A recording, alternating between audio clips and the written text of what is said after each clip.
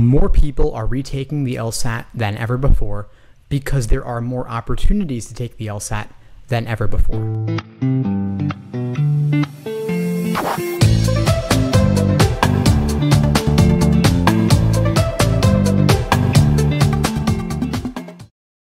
Hey, what's up everybody? Steve Schwartz here from LSAT Unplugged, joining you today to share why you get more than one shot at the LSAT.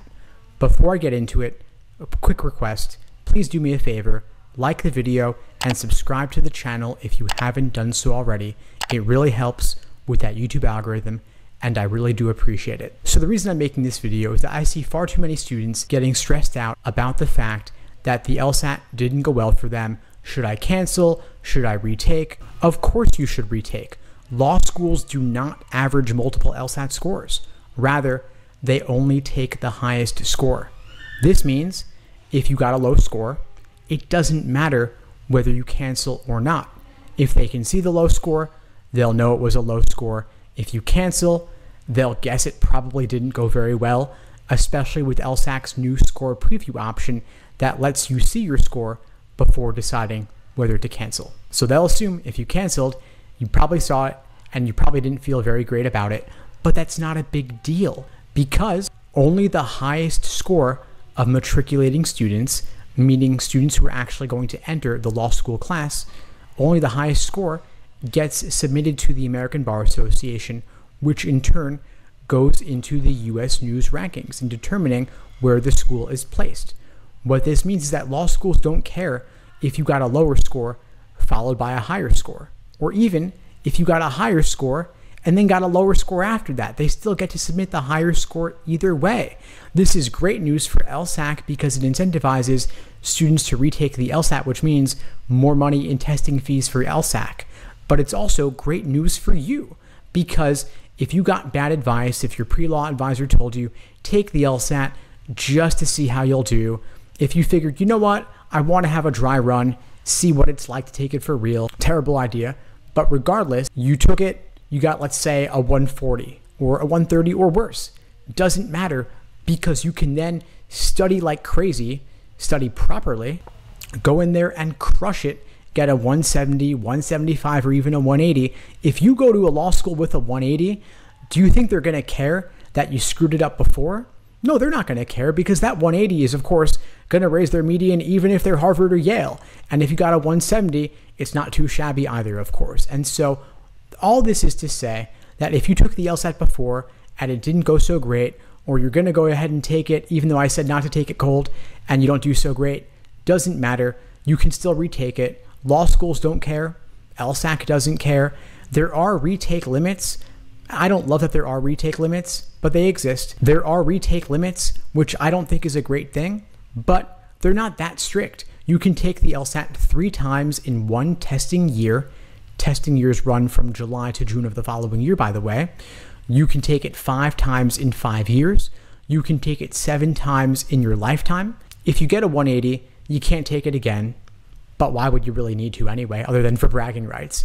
Also good news, if you hit any of these limits, you can still appeal the LSAC retake limit that I laid out here. Any of these retake limits, you can appeal them. And so if you wanted to take it 4 times in one testing cycle because there was a terrible proctoring mishap or you had an anxiety attack or something, you can contact LSAC and request an exception. They may or may not grant it. I've heard of people getting it granted. I've heard of people getting denied, but it's certainly worth trying. Or you just wait another couple months and take it in the following testing year, say the following July, for example. So if you took the LSAT in August, September, and October this year, and you wanted to take it a 4th time, you might have to wait till July the following year, which would not be great. But you could also just say, hey, LSAC, the August LSAT didn't go well. It was the first LSAT ever administered by Prometric, and the proctors really screwed up. Can I have an extra take? They might give it to you. They might understand, in which case, great.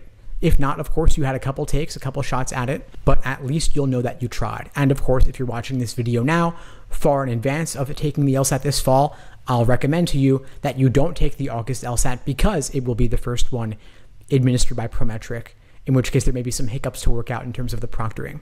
So just a little side note there. But regardless, know that you have plenty of opportunities to take the LSAT. If you took it before, it didn't go well, no big deal. You can always take it again in the future up to these retake limits. And of course, you can also write an addendum on your law school application if you took the LSAT 4, 5, 6 times. Of course, that starts to look a little bit off, like why was this person taking it so many times? You just say, hey, I got bad advice to take it cold, then there was a proctoring screw up, then I had an anxiety attack. Believe me, they've heard it all. They don't really care. They just want that score in the end. So if your 6th take is the one where you finally get that 170, 175, or even 180, that's amazing. You submit the 180, law school submit the 180 to ABA. It's a win-win-win for everybody. Champagne popping. It's awesome. So that's what you want to go for. Regardless, we are now looking at the LSATs. 4 LSAT test dates coming up this calendar year alone. August, September, October, November, upcoming this year. You can take any of those LSATs and apply perfectly early this cycle. And if you would like my help preparing for the LSAT, there are a number of ways we can support you at LSAT Unplugged. We have live online classes via Zoom, on-demand video courses, small group coaching, and one-on-one coaching.